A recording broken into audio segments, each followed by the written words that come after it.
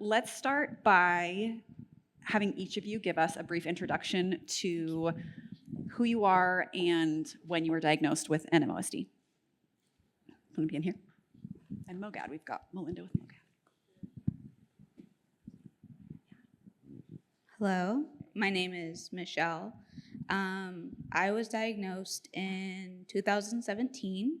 I've actually had NMO since I was 14 months old. My name is Winnie. I was diagnosed officially in 2023. My first attack was in 2008. My name is Melinda, and I was officially diagnosed in 2023, but I've had MOGAD since I was 18. Wow, okay. So we've got a lot of experience with the condition prior to a diagnosis, it sounds like, for each of us up here. That's fascinating. Let's hear what your day-to-day life is with NMOSD, with MOGAD. What are some of the things that you encounter every day that people might not see on the outside? We'll start with Michelle.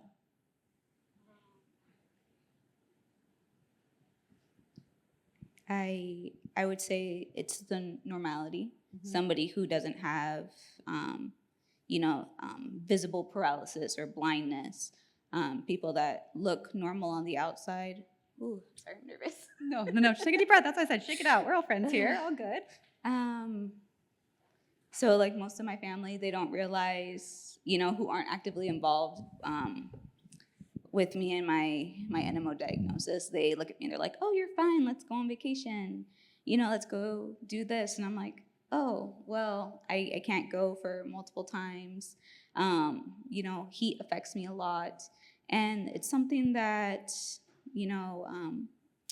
people day to day that aren't in our circle is how I'll put it, realizes that, this does affect us. It is an invisible illness, and it's hard to explain to people who kind of aren't in our community, aren't in our circle, who realize it, who, don't present as normal, because everything happens on our inside, and it's hard for people to realize when they don't see. I kind of refer it to like Santa Claus. Yeah, absolutely, yeah. Absolutely. I think that is, you learn that really early on, that rare diseases like NMO and MOGAD are invisible diseases, and it can be very isolating. And that's why days like this are so important, because we want patients to know, we want caregivers to know that we are not alone in this. And even though it can feel that way and can feel so invalidating with how people don't understand what we're going through, there are people that do, that can empathize and that are on your team. Winnie, how does your day-to-day look? I think the biggest thing for me is that, similar to what Michelle said, it is like an invisible disability, and people just treat you like normal, like you're totally fine. Like my colleagues, my friends and family, they don't see that struggle of like, is something wrong? That's like that constant questioning when you wake up, like, am I having like joint pain because I'm sore from like doing something, or is this like an attack? Mm-hmm. And like, I was just thinking about this a couple of days ago. I was driving and I was like, oh, I have light sensitivity when it's like bright out, when there's rain, when there's snow, like at night, these headlights. And it's like, what do you do? Mm-hmm. I can't wear sunglasses all the time. Yeah. So it's just like these little things that people don't pick up on, but yes, I'm not going to like talk about how, to everyone, because it doesn't make sense. Yes. Yep. Absolutely. Linda? Yeah, I think the hardest thing to deal with is, I'm on Hizentra, and that's a subcutaneous infusion that I'm doing. And due to my weight, I have to take more, so I have to split it up in 2 days a week, and it takes about 4.5 hours to complete each time. And then it causes like fatigue, and like I have to drink like a gallon of water a day, and just all the things. And that's really hard for friends and family to understand, that I really have to like wrap my schedule around it to try to get both of those infusions in a week, and the rest and the hydration, and to keep my kid and family members from drinking my water bottle, because that's my water, I need it. And then like sudden, overheating. And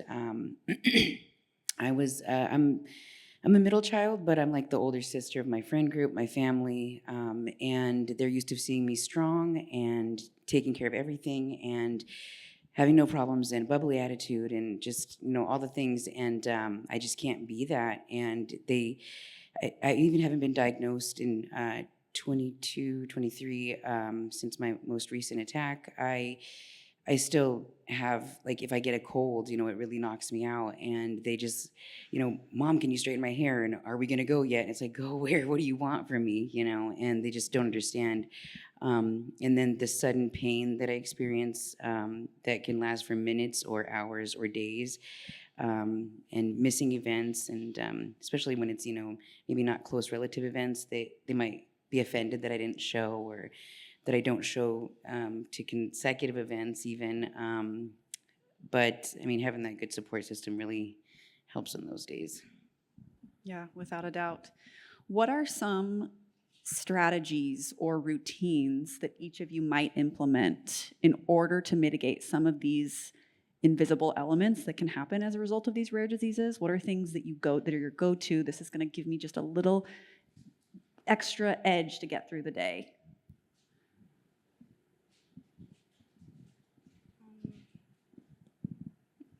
Honestly, it's just realizing that I'm awake, I can walk, and if I'm capable, I'm gonna do it no matter how tired I am. I am now a mom of 2 kids, both under 2, and it's like a whole new experience. It's, you live for your kids, and it's like, if I'm not there and my husband's not there at the time, it's like, Mom's gotta do it. So it's like and I don't want to say it's like a burden, but it's like a forced responsibility. It's like, I don't care how tired I am, you still got to do it. And that's basically day to day with work, with my kids, with doing anything that has to do with like keeping up the house, or driving, anything. I just see it as, if I'm able to do it, I'm going to push myself to do it. I don't care how tired I am. Yeah, talk about resilience. My goodness, that's incredible. Winnie, what about you? I think similarly, for me, it's like, if no matter how tired I am, if I can do it, I'm going to do it. And I think that's hard, because I also know that we need to be resting and like taking care of ourselves. But I think my biggest thing with NMO is I could wake up one day and not be able to do anything. And I don't want to take that risk. So if I can keep pushing myself, I'm going to. I don't have blood children, but I'm a teacher, so I have like 100 kids. So for me, like, also just coming to work every day and seeing my kids and working with my kids is a really good reminder for me that, like, this is why I'm going to keep, doing what I have to. That is amazing. Amazing. Melinda? In a few months, or the few months before I started treatment after diagnosis, I felt physically fine. Like after the steroid rounds and, the inflammation had subsided, I felt fine physically, but I was so depressed and just so beaten down and just scared for my future and scared to get sick, just scared of everything, really. I had a moment where I wished that I had a physical ailment to have a reason to stay in my bedroom. And then I started treatment, and since then I just had more and more physical ailments. And well, you get what you wish for, that's for sure. But after that, whole year actually of like really deep depression, I realized that, like, I might not wake up one day. So, I've got to live today. And to do that, I'll plan events with the intention of keeping that planned event, and something that I'm really excited for. And then I will use ACs and heaters and blankets and rest and, not lift things and cancel other things that I'm, would just be exerting myself with, just to make sure I can do the things that I'm going to look forward to, that I'm going to have memories with, that is worth why I wake up every day. Absolutely. It makes me think of the concept of a spoonie in the autoimmune world. Has anyone ever heard of the term spoonie? Okay, a few of us. So what that means essentially is that those of us with autoimmune disease have so many spoons that might represent our energy bandwidth for the day. And we deplete those much more quickly than perhaps someone without an autoimmune condition. And so I will think that through myself, where as I'm going throughout the day, it's like, okay, where do I want to put my spoons? Where is going to be the most valuable place to put my physical energy, mental energy, emotional energy? Because no one else is going to do that for you. And if you overexert yourself, then you can just get yourself into a lot of tricky situations physically, mentally, and emotionally. All of you have alluded to people you've had in your corner that have helped you navigate the hard days, whether it's children, whether it's, what did you call them? Not blood children, but just your students. Okay. What is an example in your life of extremely meaningful support that you have been on the receiving end of as you have gone throughout your journey of NMO and MOGAD?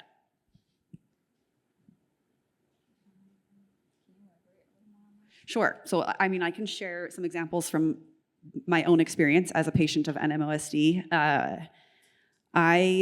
I found that some of the most meaningful support that has helped me navigate the day-to-day of NMO has been very simple actions, but things that just take something off my plate. I have a mother who is an angel and will take my kids for the day when I'm receiving an infusion, or take them for the day if I just am having one of those days and need to rest harder than I'm working. And it seems rather simple to just have like care for your kids for a couple of hours, but how much it helps me goes so far beyond the simplicity of the action, because it is so meaningful and shows me so much love, because I'm able to get support in a way that really helps me not be too depleted. You know, my husband will also be so accommodating with scheduling things around my infusion so that we aren't, I don't have to worry about cleaning the house or doing things when I'm not feeling well, if I am not feeling well.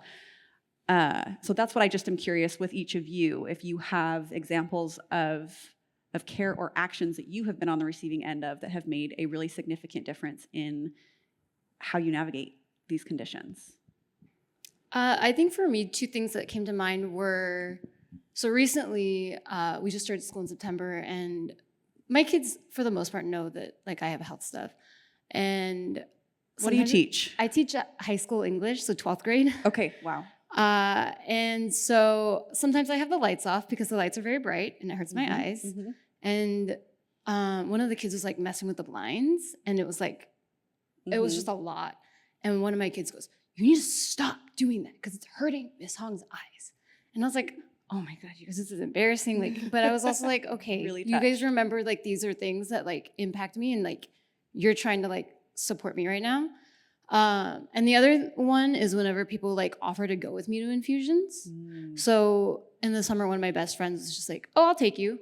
And we just made a day of it, and she brought her baby, and it was like super fun. So like just making it normal, I think for me is like, makes me feel less alone in that. Yeah, that's so beautiful. Just showing up, having a team, and that's so simple, like driving you to infusion. Normally that wouldn't feel like a large act of service, but it can be that connecting and that normalizing of something that can be so difficult, I think is so beautiful, and I can totally relate to that. Melinda, do you have anything that sticks out to you? Yeah, I have actually my two biggest supports here, my kid sister on the right and my partner on the left over here. And my partner, she's really great at like seeing, we complement each other this way, but when we have something in front of our path, to move it before the other one even asks, hand you something before you even need it. She's like that with everything. Once my vision was impacted, well, when I was 18, we've been together since I was 18, but when I was 18 and I had the bilateral optic neuritis and we had no solution, she brought the big screen to right in front of my eyes for the TV for us to watch it, and watched it with me. I can lift things, but if I do it couple of times in the day, I'm going to be paying for it either later today or in the next few days. She will lift everything for me, move everything for me, do all of that before I even know I need it done. Or if I do need it done, right when she sees overstimulation or frustration, she's like on it. And that's incredibly helpful. My kid sister found the need in herself to sit with me at home in my bed during my infusions. It can be really isolating, especially like when the sun's shining and the kids want to go places and you want to live your life and you just, to do this, I need to, you know, to be alive, I need to do this. She would come and just be there with me, even though she mostly falls asleep. That just, it means the world just to, you know, you can just start to, it just weighs on your mind, you know, weighs on your heart. And just to have that, you know, that wall that the waves splash against, that steady, fast wall, it just really is a good support. Yes, so beautiful. I couldn't agree more. I want to continue to elaborate on this focus of those that support us, those that are caregivers, whether it's in a simple comment or, you know, for many hours a day. There are so many different ways that we might have caregivers in our lives. And we are a lot of the time as patients in need of a lot of caring for. But how might you show love and care to your caregivers that helps you show your appreciation? And I, again, I'll just kind of share some of my own experience. But with my husband, for example, who is I'm up here talking about this disease and I talk about my experience, but my husband's not up here and he experiences it just as much as I do, just in a different way, because he's the one that's caring for me and navigating things for me. And so as much as this is an invisible illness that we might have, so is caregiving for, you know, people that are in our lives. And so I really make an effort with my husband. Anytime I notice, I try to do it at least once a day where I'll say, hey, I noticed, just to acknowledge, to say, hey, I see you doing this, and I know that that's challenging or, you know, that might be extra stressful to you, and I appreciate that. I always try to vocalize, just in small ways, my gratitude. Do any of you have ways to show your appreciation towards those who make such an impact in your care? I like to cook. I cook a lot, and my partner is well fed, and that's, you know, part of my love language. But I know that she really appreciates that, and she it works blue collar and is tired and hungry a lot, and so I make sure that she never has to worry about that. And one thing that I really try to practice is like.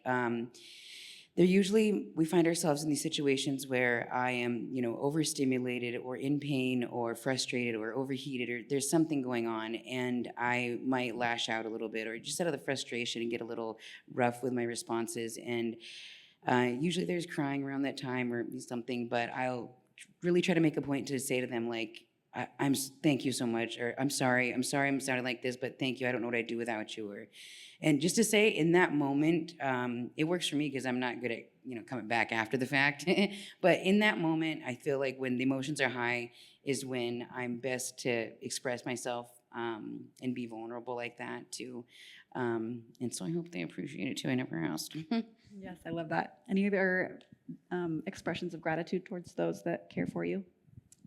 I mean, for me, I'm not someone who likes to ask for help ever. So when people show up to do things for me, it like does mean a lot. And so I've been trying my best to actively always like communicate how much I appreciate the people in my life and how much I care and like I love them. Just because I think like similar to like how we worry like if we're gonna wake up and what we can do. It's like I don't ever want someone to question if I care about them. And so like even with my students, I tell them every day, like, I love you. That's so beautiful. I think kind of piggybacking off of both of you, I'm kind of the same way. I am very much show my appreciation through actions, not so much words. And so like for me, like same like you, cooking for my family, you know, maintaining the house, trying to keep it as clean as possible, like just to show anything that I'm putting in effort through the day versus like to times where, you know, I just want to be on the couch and not do anything. So it's like I try to be as well active as possible, to where it's like when somebody walks into like the home, or, you know, someone drops by, it's like, oh yeah, I can totally see what you're doing throughout the day. You're doing it. But that is, you know, my love language is not really expressing through words too well, because I have a problem, you know, trying to figure out the right words together. And that's something I'm trying to work on more with like my husband, is words of affirmation, you know, expressing how I feel and being able to show gratitude. I think what is illustrated to me here and what you have described is echoed by, is Haley still in here? Oh yes, Haley, where she said, so many of the patients that she encounters are women who do the most.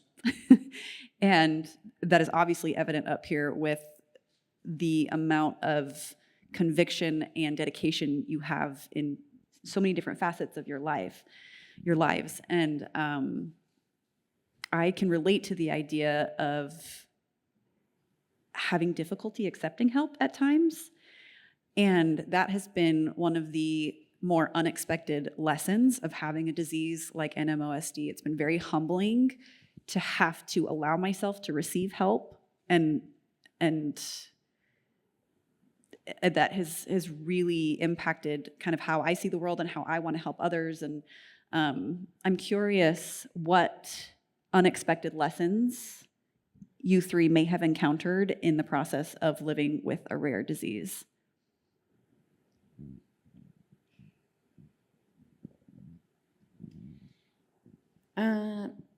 I'm not sure how it sounds, but you know, you don't realize what you have or don't have till you do or don't have it, you know? So I can't say I really paid attention to how disability friendly places and things are.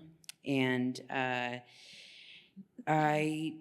don't have any, you know, problems walking or what have you. Well, not every day, right? Not often. And I'm not, you know, permanently blind in both eyes or anything, but I have a newfound appreciation for everyone's struggle with everything they have, whether it be just life events or, you know, health problems or mental health issues or whatever it may be. And in turn, it also helped me feel better about my position. That year of like really deep depression, one thing that helped pull me out of it is like really just finding, I don't know, seeing what somebody else is going through and being appreciative that even though I have whatever I'm dealing with and how I feel that day, I don't have that, and that's their own struggle, and kind of like I see them, you know, and whether I know them or not, whether I'm gonna see them again or not, just to, I don't know, feel seen, be seen, and just to acknowledge it feels really, really good to me that, you know, life's not perfect, everyone's not perfect, and nobody's living a fairy tale. Yeah, it expands your capacity in such an immense way to give people grace and to have compassion for people, because it's like, you know, we each are experiencing something that others can't see, and so are others. And I totally agree with that. That is one of those unexpected lessons that we can learn in the process of navigating something like this. Anything to share, Winnie or Michelle? I was gonna say, the last relapse I had in 2017, I was paralyzed from the waist down, and I wasn't able to walk around my house. I didn't have any aids. I didn't have like a cane or a walker or anything like that. So I was really reliable on my family, and a family member had came up, and I said, hey, can you go get me a bottle of water? And it's like, sure, I guess. And at that moment, I realized, you take the smallest things for granted. Well, I didn't mean to get emotional. It's like, if I could get up and walk and go do it, I would, but I can't. And it's those small things that you take for granted that really impact you. Yeah, it is so true. The appreciation and gratitude that it gives you, similar to what you said, you don't know what you have or you don't have until you have it or you don't have it. And that certainly has, I can relate to that as well, that every day that I wake up and I am able to walk out my door, every time I'm able to interact with someone, shake someone's hand, move my body, I am overwhelmed with gratitude. And I can't say that I would be that grateful if I didn't know what there is to lose and what could potentially happen. So I completely agree with that. Wendy, does anything come to mind? I mean, similar to what you guys all said, is just I wake up every day and I appreciate the fact that I can move my body. Like, I think that's the hard part, is that, you know, people don't realize that these little things you don't think about. Oh, you can like get out of bed. Yeah, go get a water bottle. Yeah. So it's like, if I can do it, I'm going to do it. And even if I can't do it, I'm going to do it. Because I'm not going to let myself, like, hold myself back anymore. And I'll do it until I can't. That's so beautiful. I want to continue rolling with this perspective that we are opening up here. And I have a question that is very specifically worded, but intentionally so. What is the very best part about having a rare autoimmune disease? So over the summer, I had the opportunity to travel to Nashville and do a patient project. And I met some other folks with NMO, and I think when I was diagnosed, I had a really hard time. Similar to, I'm sure all of us, like, it sucked. I still have really sucky days. But when I met them and we talked, like, their initial attack was so intense that they were paralyzed from the neck down in, like, within the first, like, couple weeks. And when I met them, they were walking. And for me, it was like that moment of, like, oh, it could be like this extreme and it could be this bad, but you have that willpower to, like, overcome being paralyzed. Both of them were paralyzed and walking and moving, and, like, I think I needed to see that kind of hope to feel like if this ever happened to me, there's a chance that it's not just going to be this. Michelle or Melinda, the best part? I suppose it's really crummy to have a rare autoimmune disease. I guess the best part would be that it's got me to go to the doctor. I didn't like to see the doctor. I was raised like, if it goes away in a couple of days, we don't gotta go. Like, we're not going to the doctor, is how I was raised. And I grew up with grandparents who were really sick, and like heart disease and diabetes and such. And so, like, going to the doctor means finding out you have something. And that was the last thing I wanted to do. So now I am in control of my health a bit. So I guess that would be the best thing. No, that is absolutely so true. Michelle, anything to add? I would say it's really finding out who's in your circle. Because as we know, getting, diagnosed was something that at the time that I didn't know anything about. I was in the ER getting diagnosed, and they said, oh, you either have MS or you have NMO. And you don't want NMO, you probably want MS, because, you just don't Google it. And of course, my mom goes and Googles it. And then Don't we all do that? Yeah. They tell us not to, we do. Yeah, and then the ER doctor told us, if you do have NMO, you will have 5 years. And that broke everybody. And so it's really weaning out everybody, who's really going to be there for you in the end, who's not going to be there. And I think gathering strength from everybody that you've met who have the same experiences, who, you can be able to have what I say is like a normal conversation because they speak your language. And there's something beautiful in being able to connect with people that have the same thing, who speak your language, and really just gathering strength from everybody and their experiences. I will say that I think the worst part is, in the same hand, is also finding out you know, these people that I thought were very close to me, who I thought were, you know, ride or die, and they just disappear. It's like a blessing and a curse, because it's like, well, at least now I know, but I can move forwards. Yeah, I completely agree with that. I think that there are so many relatable elements to what each of you has shared. And I think about how, as much as it is crummy most of the time to have a rare disease, I like to spin questions like this because there is always an answer. Like, what is the best part about it? I mean, what you guys have shared is so beautiful and so true. And I think about how,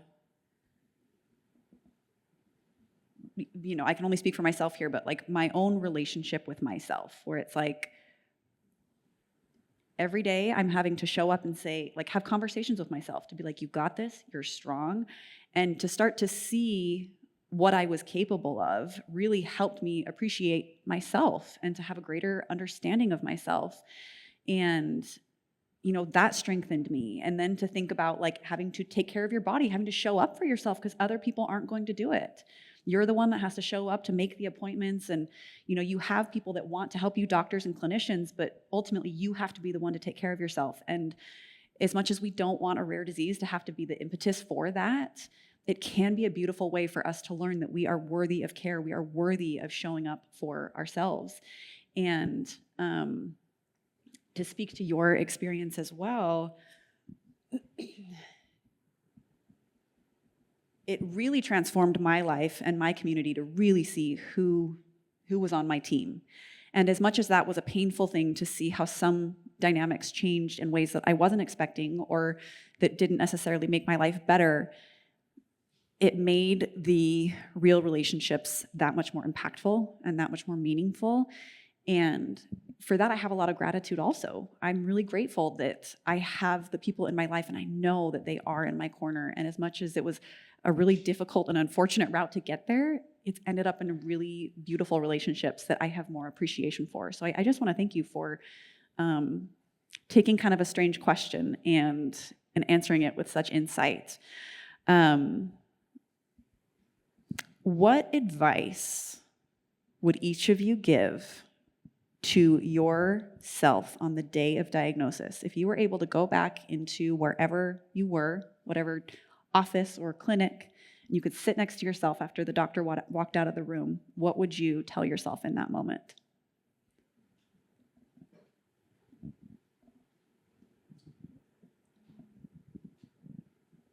Honestly, I wasn't very shocked. I was very in like a flight or flight mode, where it was as soon as my neurologist said, you have NMOSD. You are negative for aquaportin 4 and MOG, but you are fitting all the categories of NMO. I was just relieved that I had a name. Mm-hmm. And, you know, I really was like just trying to be positive about the whole thing. I didn't take any time to like grieve or be down. I was just like, okay, what's the next step? We have a name, what's the next step? And I think that never really giving myself time to digest is what I would tell myself. Take time to digest. Don't be so go, go, go, you know, like what's the next step? Take time to digest, take time to be with yourself. And not necessarily to humble myself, but just kind of let it soak in, because even to this day, I'm still like, what I'm gonna say is like delulu. I'm just like, I'm like, I have it, I acknowledge I have it, but if I'm gonna appear and feel normal, that's how I'm gonna act.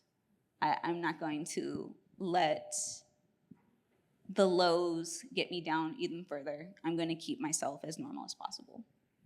I think that's a really important part of the rare disease journey. Is oftentimes we think we always need to be positive about it. We need to have a good attitude about it. We need to almost outrun it, to be like, well, I'm just not going to acknowledge it because otherwise it's too painful. I need to have a good attitude. And I think one of the most healing parts of navigating a rare disease is allowing yourself be as angry, as upset, as sad as you feel you need to be. And that's something that you don't really understand unless you have a rare disease and you've been in it. But it's something that really influenced my experience in saying, okay, this is just my era of grief. This is my era of fear, and letting that be okay. And it almost made it easier knowing that it was okay to have those feelings. So I really resonate with your experience. Wenny or Melinda, anything to share? I actually was driving home when they called me. You were in the car? I was in my car. So actually, I was driving home from a department meeting from work. And then I got a phone call, and I wasn't supposed to pick up the phone, but I picked up the phone. And they're like, oh, you're positive for NMO. And I was like, what? And she just said, but you know what? There's a lot of options. So you're like in the golden era of, and I said, what? Are you serious? And I think in that moment, I felt relief that I had like an answer since I'd been undiagnosed for 15 years.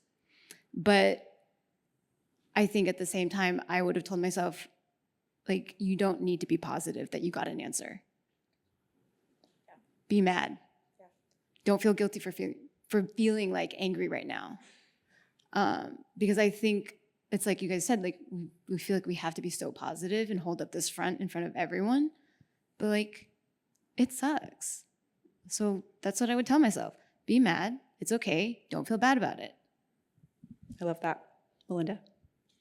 Yeah.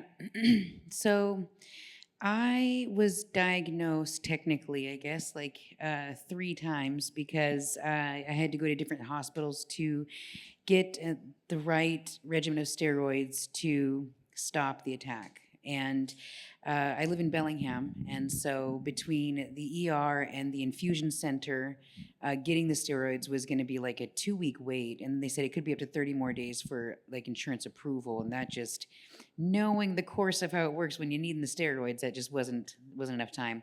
So I came to Seattle to the UW ER here, and it was a weekend, so just the staff in the ER had kind of said, have you been diagnosed? I said, they said I have something they think, but they still were sending me all over and not giving me the appropriate regimen of steroids. So when I did actually get my appointment with Dr. Roy, he had really broke it down to me and explained what it was. So at that point, I've already heard it a couple of times, something that I had, and it wasn't MS, but it was better than MS maybe, who knows. So I was, I didn't really have any initial thoughts or feelings, but that year of depression and what would have like made me feel better then, I feel like that's my processing time, would have been what the neuropsychologist had told me, which is I can't learn everything. I'm not a doctor. I didn't go to med school. I don't understand a lot of it. I'm not going to. Just like allowing myself to be okay with that was major for me, that I'm not going to figure this out myself. I'm not going to be in a lab. I'm not going to do any of that. And then what you'd mentioned is grieving. Like I have lost a lot of family members, parents, grandparents, all of that. And so I know how to grieve. I saw something that said that, you know, part of this was grieving our old selves and our old healthy selves. And once I read that, it was like an epiphany. I realized, oh my goodness, I'm just grieving and allowing myself to grieve and go through that process. I came out of my depression. I saw the light on the other side, and I realized I am still alive. I'm alive. Like that was what I needed. Yeah, so beautiful. In our remaining time, I would love to open up the chance for anyone to ask questions to our lovely panelists. Haley. Haley always has questions.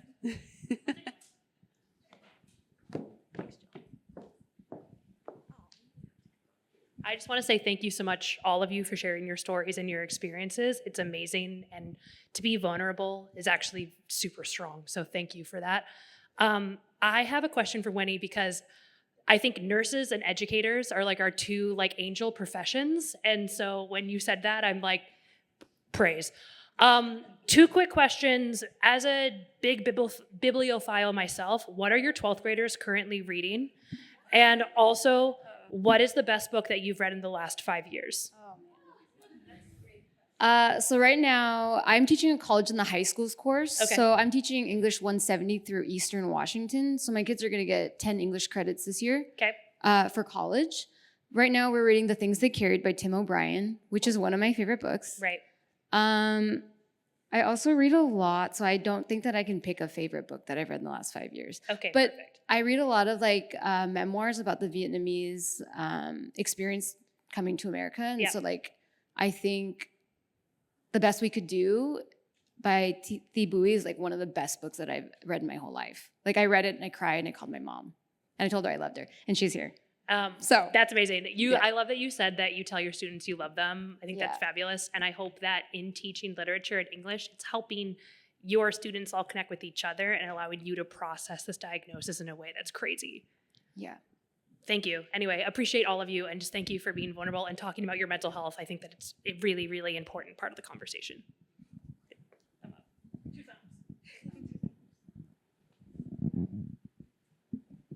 Any other questions for our lovely panelists today? Oh. Okay, here in the back.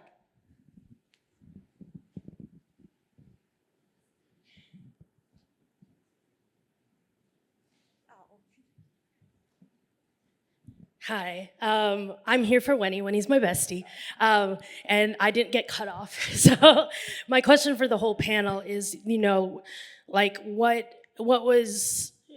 made it when you decided that like this person is not for me, or like I don't want this person is not part of my team. I know this is like a hard kind of question, so do with it as you will, but just knowing my relationship with Winnie and knowing some of the people she has had to cut off as friends, I'm interested to hearing like what your experiences have been with that.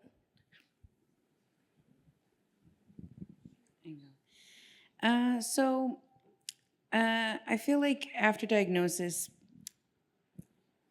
there weren't people who weren't on my team that weeded themselves out, but as I'd mentioned before, I was like the strong, person people looked up to. I was there for everybody, doing for everybody, and